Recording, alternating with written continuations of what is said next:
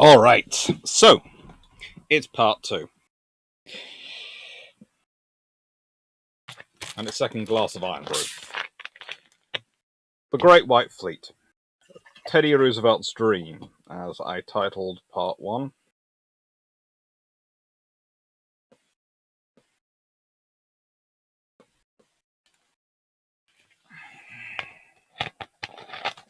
A good leader and a good politician, but most of all, a good historian.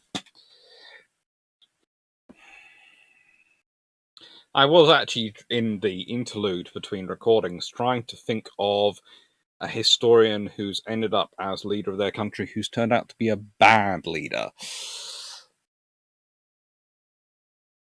I think if the criteria uses a good historian, it gets even more difficult to think of one. There are many who claimed to be historians, but actually good historians, i.e., thorough, do their research, reference properly, and get mostly on the money right. They're few and far between when it comes to being a bad leader.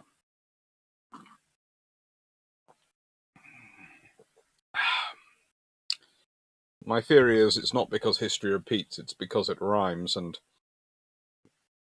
you get in a feel by studying things in depth for what might work and what probably won't work.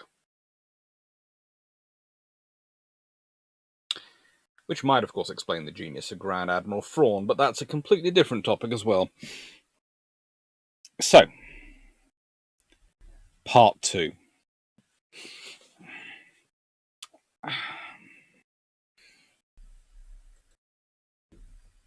Now, I wanted to talk about the route in general. And I wanted to specifically point this out because there are kind of bracketing World War One. There are these two global cruises, which are these big PR campaigns by the nations involved. There's the Great White Fleet, 1907 to 1909, and there's the Empire Cruise, 23 to 24. One is a nation telling the world, it's here, we've arrived. The other is a nation telling the world, yes, we fought a big war, but we've not gone anywhere. We're still here. Hello? You ain't gonna be able to ignore us.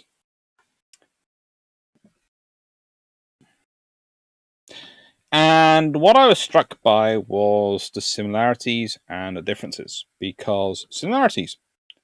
Both visit Hawaii. Both also visit San Francisco and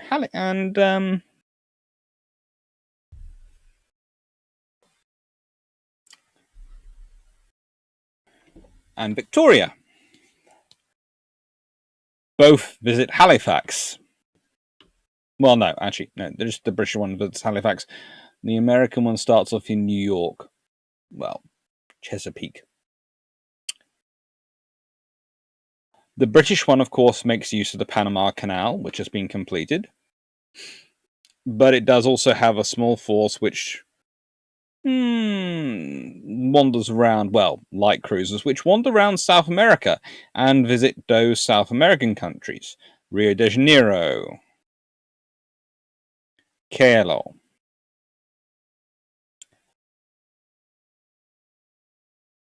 The Americans don't stop in Singapore, but they do visit Monday, Sri Lanka, at that point Ceylon. The British don't sail through the Suez Canal, they sail round Africa.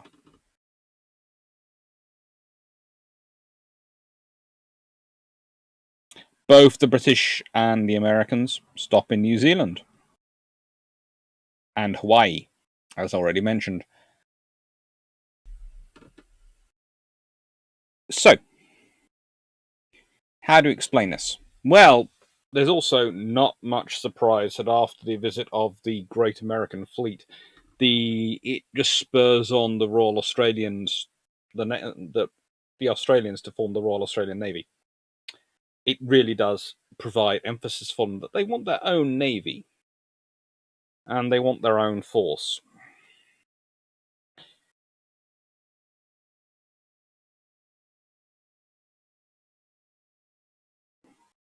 Britain's fleet visits America, San Francisco. The US fleet does not visit Britain.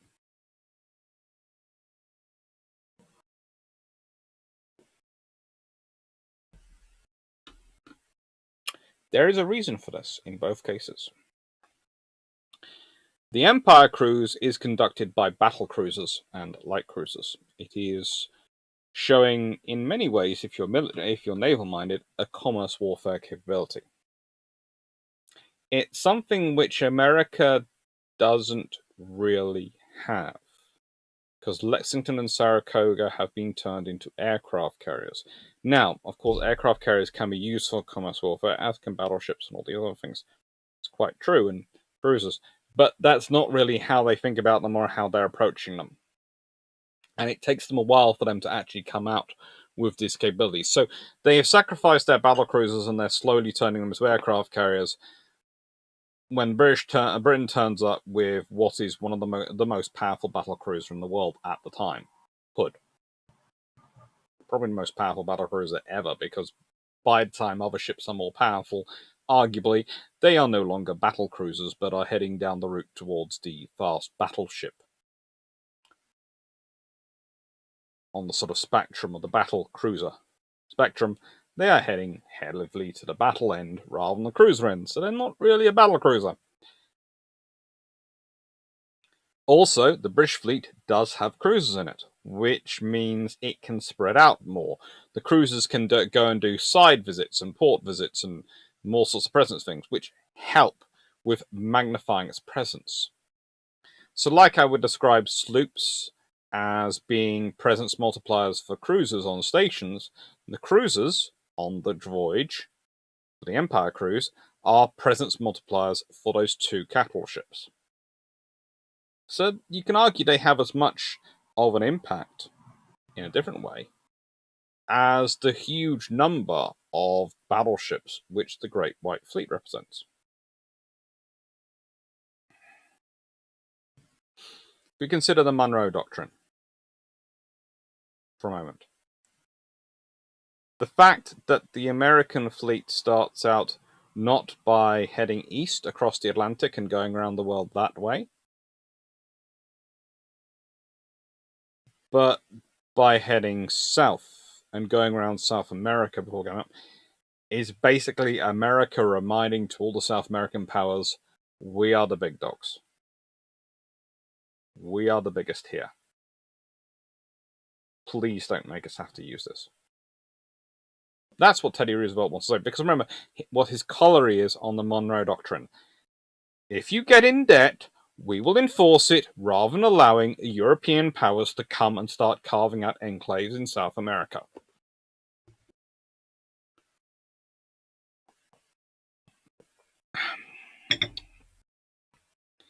They will do anyway, probably, but it's a nice idea. What are the British doing?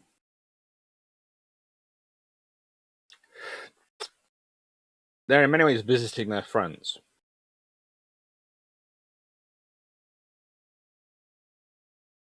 As are the Americans. They're visiting their friends. The Japanese are a rising power in 1905, 1907.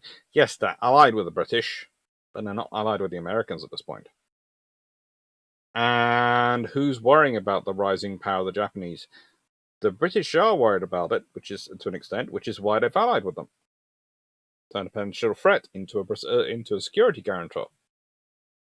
Americans haven't.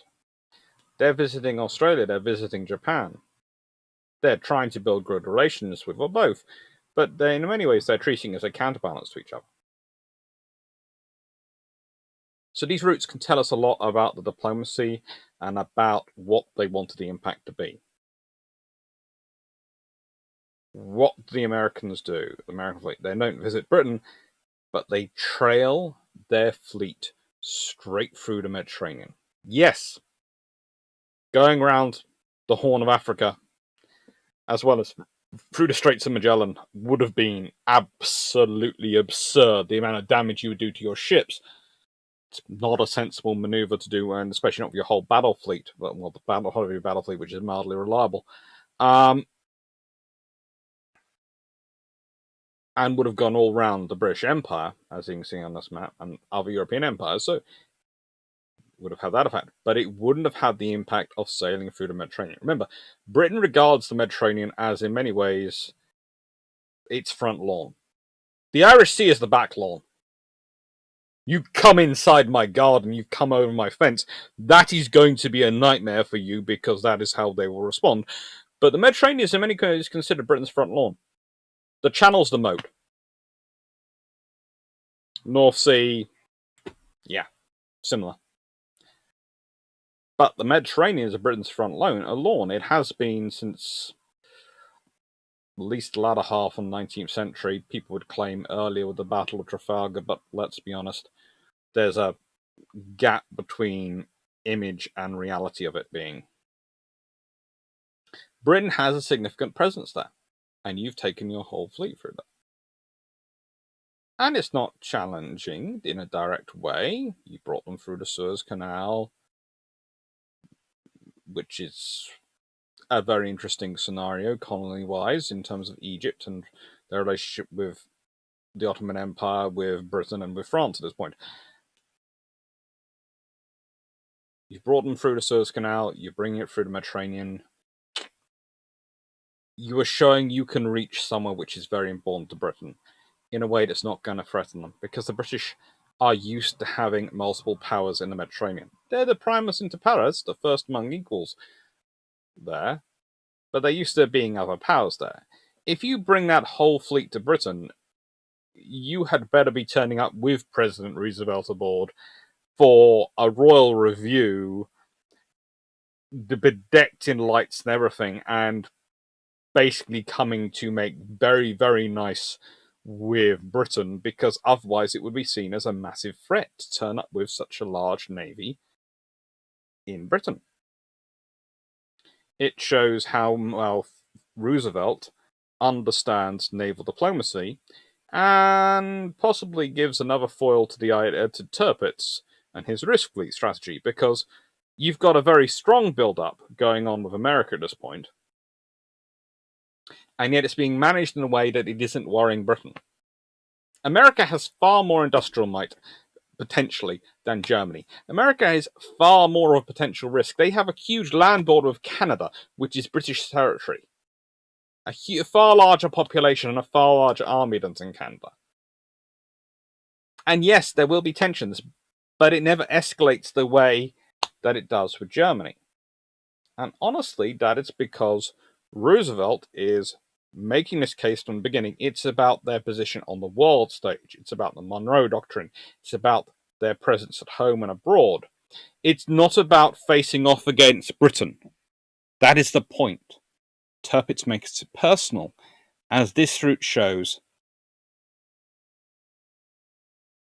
The Americans keep it professional. It's a professional courtesy. And it's the same with the Empire crews. By having, yes, their commerce capability, yes, their capability, which the US Navy doesn't have, but by having them come and visit Honolulu and visit San Francisco, say hello, and do it in a very public, very open way, you make friends. There is the professional. We know you have this capability, and it's rather obvious because it's sitting in our fucking fleet harbor. But there's also, you've come to say hi. Whereas you haven't gone to say hi to Japan, who are becoming increasingly problematic. Sometimes it's important who you don't visit as it is who you do visit. So, we have this lovely letter. And this quote actually comes directly from this book. Dear Will, one closing legacy. Under no circumstance divide the battleship fleet between the Atlantic and Pacific Oceans prior to the finishing of the Panama Canal.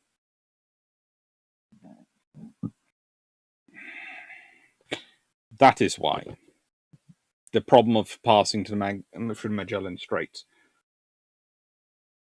If you go back to Namgan, that represents months of voyage in reality with ships of the type of the fleet they have at this point. It's really interesting to consider the history of these letters being passed on from president to president as advice, and the personality that goes into them. This is also the book where I got the story of the Mayflower from.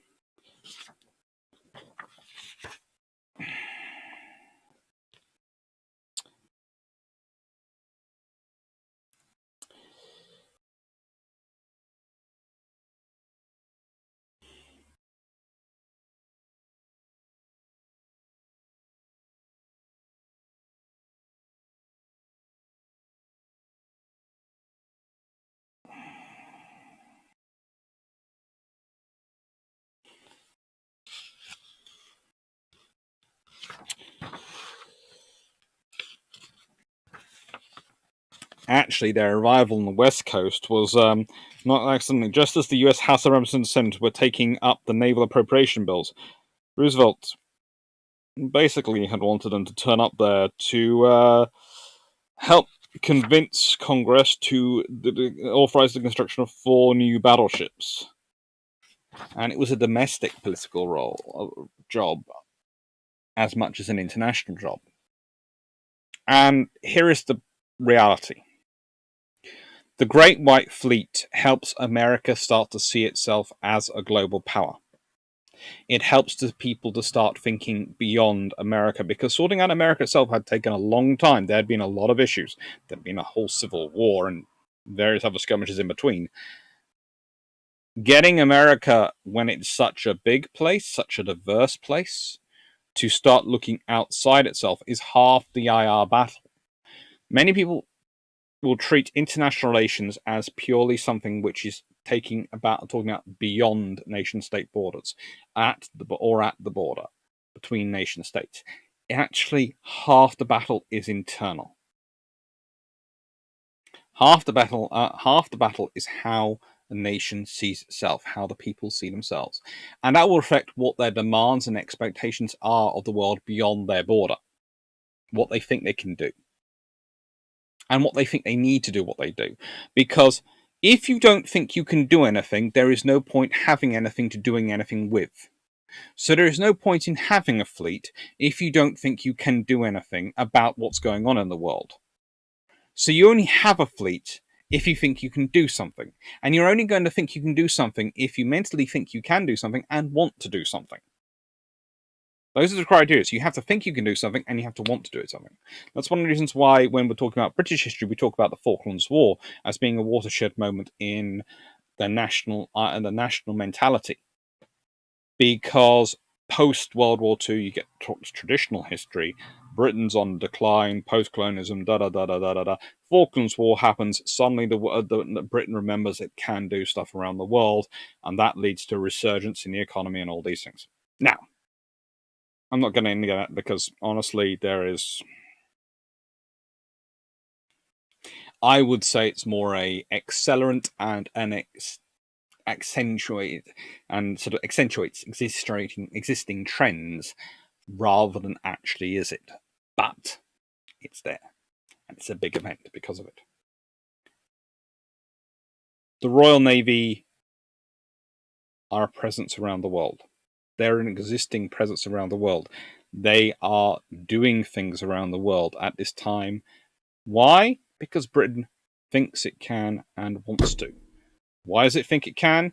Arguably the legacy of the last 100 years at this point, since the Battle of Trafalgar. And it wants to because it has commerce around the world. Well, America has commerce around the world already by this point. Roosevelt is not suddenly randomly deciding we need a navy because they don't have it. They already have have presence around the world. They already have issues and investments going on around the world. So they have the need to be able to do something. but they don't necessarily think they can do something, even after the Spanish-American War, and they don't necessarily know why they would want to do something.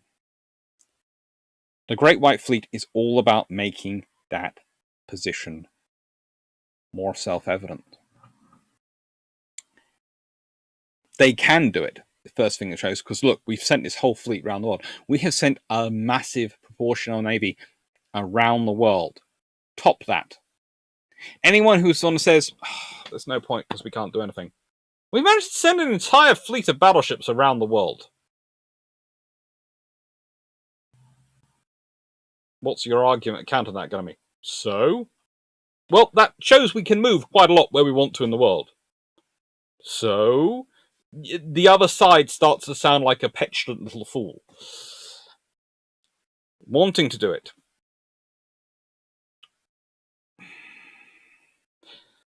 Well, that's the subtle thing about it. Because, of course, as the fleet goes around the world, the journalists are following it, and the articles are being written about these places in the world.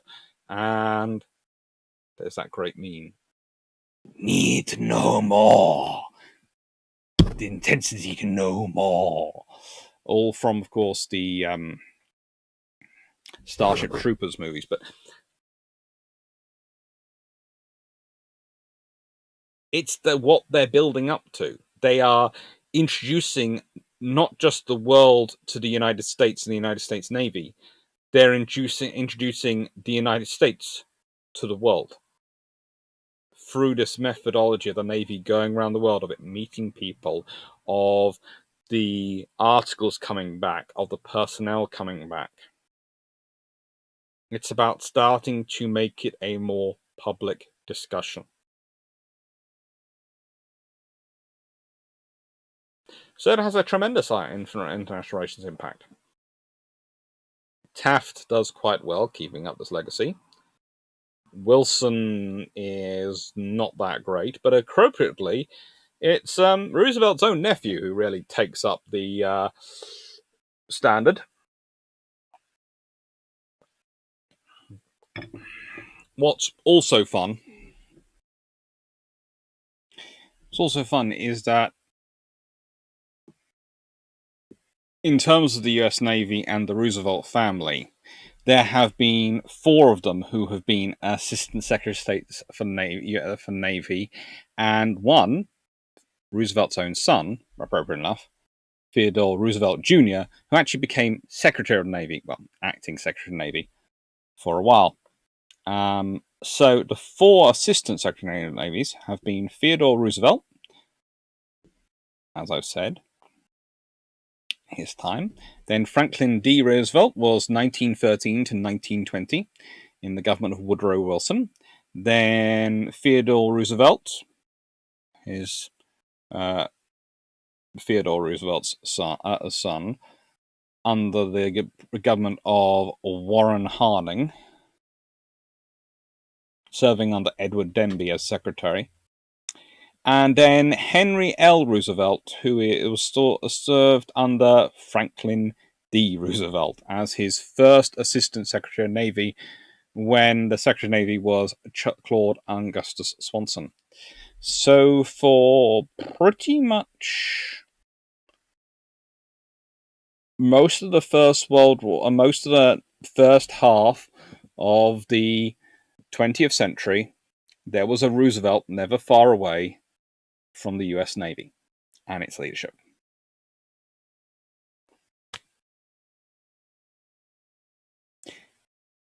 And that is because, largely thanks to the work of the first one, Theodore Roosevelt, in making the case for the US Navy domestically. And by selling the case for it as needed, by showing the world what was out there in the world.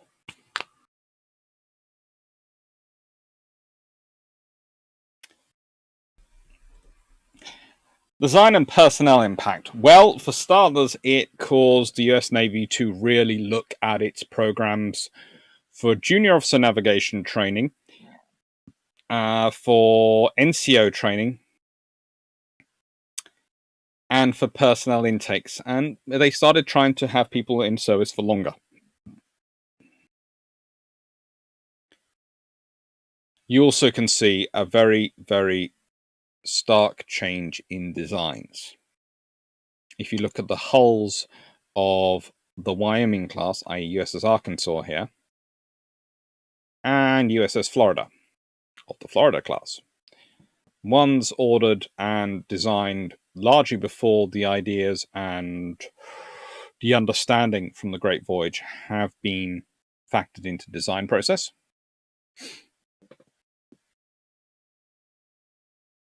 And the other is ordered afterwards. And that has an impact because whilst the Florida class are in service almost as long as the Wyoming class, I think they make it to 1944 in their service.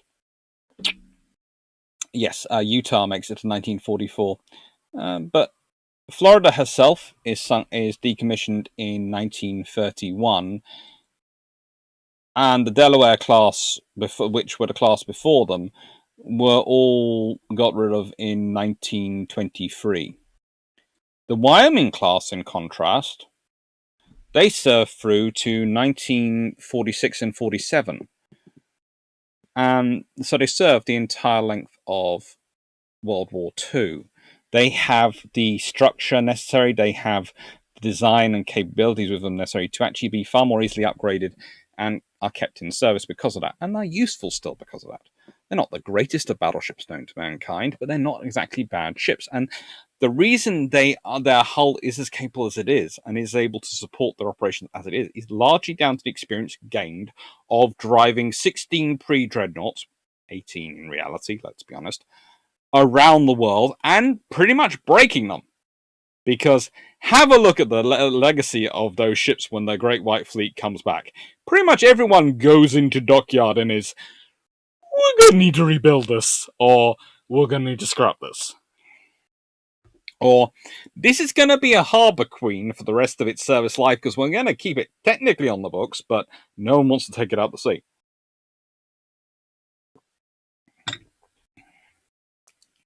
It's what happens when you put these things through such stressing. It really is. So what are lessons for today? This was a prestige effort. Now, why should I be bringing this up? Because, of course, the modern US Navy, they have carrier groups everywhere around the world. I think that's half the trouble. They put them under so much stress and pressure, which is why their ships start to look a bit, But let's consider other nations which are now considering putting themselves out there in the world. Specifically, you've got three to look at: China, India, and the United Kingdom. Yeah, Britain's back. China is already starting deployments around the world, and we expect to have a global deployment of a carrier battle group at some point to announce they're there. It's going to be a huge prestige effort. The Indian Navy, again, expect them to do it. A deployment to the Pacific will be a big thing, especially considering the issues they have going on with China in their high north at the moment. But don't be surprised about an Indian battle group coming the other way as well, to come and, train with allies in Europe, to make the point that they can go both ways. A status. And for Britain, we are planning, of course, and announcing that this year, there is going to be a huge deployment. A full carrier battle group going all the way from Britain to the Pacific. China's already up in arms about it, all sorts of people making statements about it. And the whole point is Britain announcing to the world, we are back on the global stage. That after the Suez decision and all sorts of various things, we are now going to be back as really a global partner. Yes, you're doing all the civilian things. Yes, you're taking part in all those G7 groups and all those things, etc. But nothing really says, rather like the Great White Fleet, you can take part in everything. You can be a guarantor and negotiator of one of the most important peace treaties of your presidency. But nothing says you're a global power until you've managed to deploy a fleet around the world. Because whilst words on paper and written documents matter, it's the visual images which stick in people's minds. And so your fleet deployment is what makes up that point. When they do go, they have to look good. You can't afford them to be rusty. You can't afford them to be leaky. You can't afford for anything to be going wrong. You need to make sure those ships are as good looking and as hard working as possible. And they've got to be loaded to bear with everything you can imagine to make them look as capable as possible.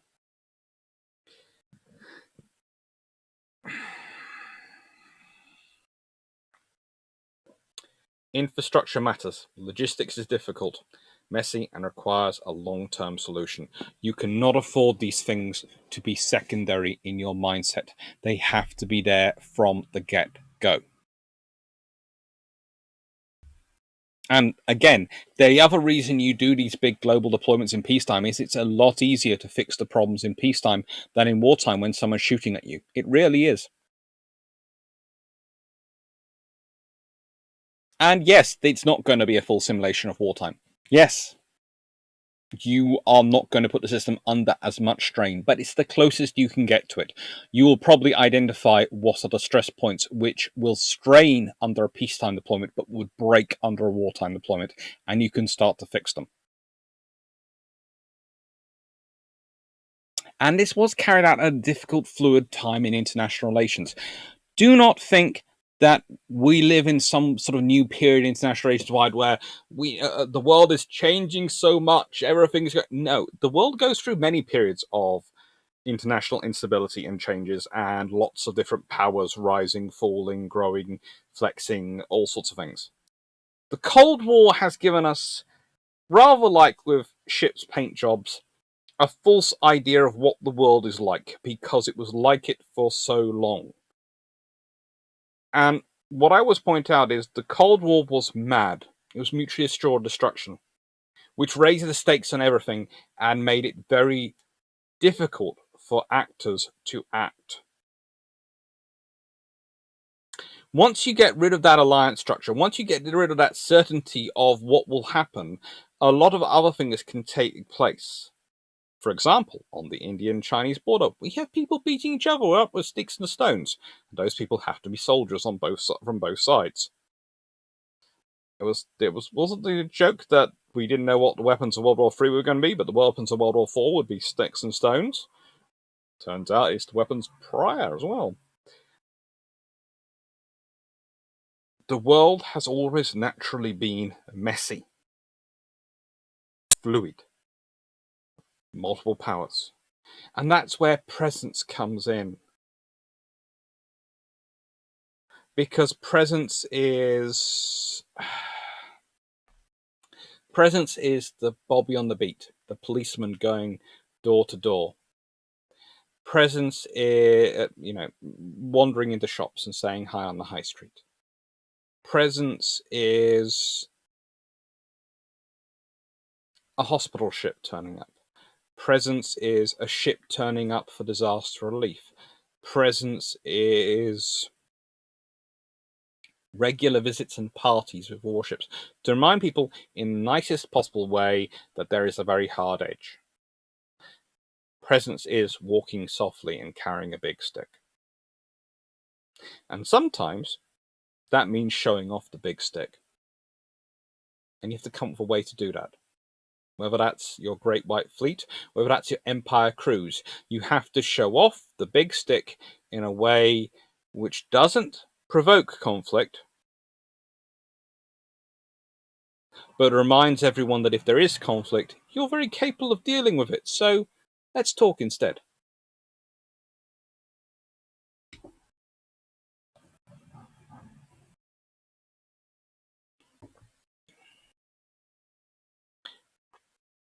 And that's also why they visit South America, because it allowed for a restart after the Spanish-American War and various other efforts. they had shown everyone how martial the US was. That wasn't the problem Roosevelt had. They had the legacy of the American Civil War, War of Independence. They had the Spanish-American War. They had various fights with the Mexicans over Texas and New Mexico and all these sort of things. They had all sorts of things which showed the martial prowess of the US. That wasn't their problem. Their problem was showing the diplomatic prowess of the US, not just of Roosevelt, but of the nation. Their problem was showing the subtlety of the US capabilities, not just the hard capabilities. And this sounds really strange to talk about when you're saying it's a whole battle fleet going around the world. But actually, the battle fleet going around the world, showing off the diplomatic skills of those sort of sailors, carrying out the actions it did in disaster relief in the Mediterranean, working as it did with other nations as it went through, and visiting, having diplomatic events, that showed subtlety. And that was important, because otherwise the image of the American forces was one of pure fighting capability, none of the subtlety. And subtlety is far more dangerous than pure fighting capability in the grey zone in peacetime, even especially when that's peacetime. So, upcoming history, and this of course is the lovely cartoon of Roosevelt welcoming the fleet home. Well, we've got the Great White Fleet on the 12th of January and the 21st of January, the live. We've got a patron this week on Thursday, which is Washington's Cherry Trees, the G3 and N3 class, and how useful they would be in World War II, as suggested by Bell Nora. Bruce Ships 33 is History, Speeches, and Quotations. Long Patrol on the 19th will be Supermarine aircraft of the 1920s and 1930s. Let's see what submarine we're getting up to. And to follow on from Fairy and Blackburn.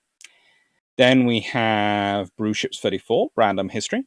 Then we have Long Patrol on the 26th, which is Naval Paintings, as suggested by Brock Payne. For that one, I want people to comment, preferably in a place I will see, so on the YouTube videos or on Discord. Discord is easier if you send it as a direct message to me, with paintings you would like me to cover. I'm going to pick 16 or so and go through them and just talk about the history around them. And Patron 16, Royal Navy Anti-Piracy Operations of 1920s and 30s in the Far East, as suggested by Jeffrey Beeler. Now, I'm going to cover the submarines involvement in that, the aircraft carriers involvement in that, and the cruisers involvement in that, and of course the Royal Marines getting involved in that. And I think also the Royal Anglican Regiment getting involved in that. We'll leave that to one side.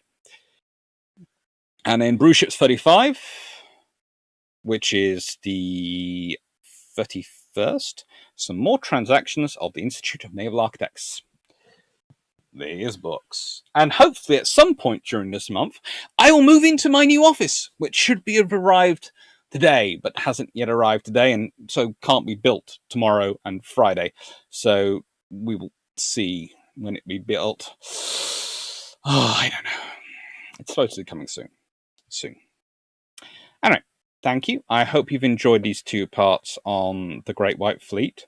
As I've said, if you want more details, please do on the actual fleet itself, on the ships, and what they get up to on their voyage in terms of the actual the events. Please go to Drakenfels Great White Fleet. It's an excellent video. And I hope you've enjoyed this take on it, which is looking at it from the point of view of presence. And that's what they were after. That's what Roosevelt was after. He wanted the Americans to have presence. And for presence, there is a significant component of that, which is reach. And nothing demonstrates like reach like deploying a fleet around the world. So, thank you for watching. I hope you've enjoyed. If you do like, please do like, and maybe subscribe. Press the little bell down there. Come join us on Discord, even Patreon if you're feeling very kind. Thank you very much, and have a nice day. Take care.